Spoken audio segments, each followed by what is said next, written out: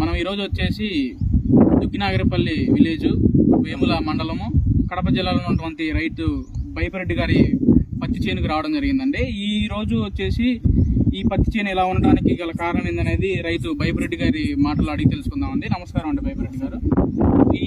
ఈ పంట చూసామండి, ఈ పత్తి చేను చూసుకుంటూ వచ్చాము. ఏ దారిలో ఏ చేను ఇంత నీట్గా ఇంత హైట్లో అంటే ఈ స్టేజ్లో లేదు. ఇట్లా రావడానికి గల కారణం అంటే మీరు ఏమి మందులు స్ప్రే చేశారు ఏందని? ఇది కాట్ చేను. కాట్ చేను అంటే ఏ కంపెనీ అదండి? ఉందండి ఇక్కడ అగ్రిషియన్ కంపెనీ వాళ్ళది కాట్ చేను అండి. ఎన్ని రోజులు అవుతుందండి ఈ మందు కొట్టి మీరు? 12 రోజులు అవుతుంది. ఎట్లా కొట్టక ముందు, కొట్టిన తర్వాత అసలు కొట్టక ముందు ఎలా ఉంది, కొట్టిన తర్వాత ఎలా ముందు ముడుతున్నది పైరు సరి కనపడలే. వాడినాలంటే పైరు బాగా వస్తుంది, ఎదుగుదల బాగుంది.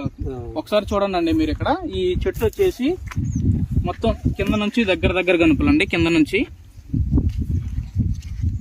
బాగా ఎదుగుదల వచ్చేసి పచ్చదనంగా ఉన్నది.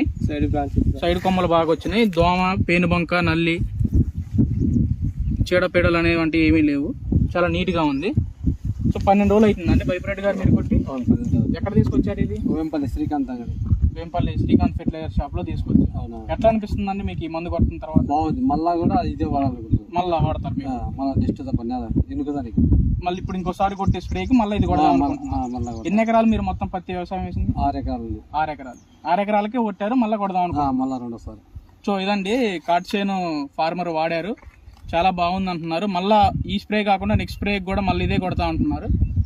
సో రైతులందరూ వాడుకోవచ్చు అండి దీన్ని? వాడుకోవచ్చు, బాగుంటుంది. ఓకే, థ్యాంక్ యూ అండి. చాలా చక్కటి సమాచారం ఇచ్చారండి బైపిరెడ్డి గారు. ధన్యవాదాలు.